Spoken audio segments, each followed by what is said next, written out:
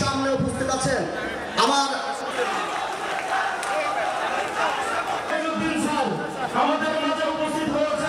দায়িত্বশীল আচরণ করবেন। কথা আছে, যাত্রা তব শুরু হোক, হে নবীন করহানি দ্বারে, নবযুগ ডাকিতেছে তোমারে। জনাব তারেক রহমান এই স্লোগানকে সামনে রেখে আমি দুটি কথা বলতে চাই। দীর্ঘ আন্দোলন সংগ্রামে যে সকল নেতৃবৃন্দ নিহত হয়েছে, গুম হয়েছে এবং গুলিবিদ্ধ হয়েছে, আমার প্রিয় বন্ধু সাকির আহমেদ, সেই সাথে স্মরণ করছি যারা গুম হয়েছেন, রাসেল, রানা এবং আলামিন সহ সকল আমাদের গুম পরিবারকে শ্রদ্ধার সাথে স্মরণ করছি।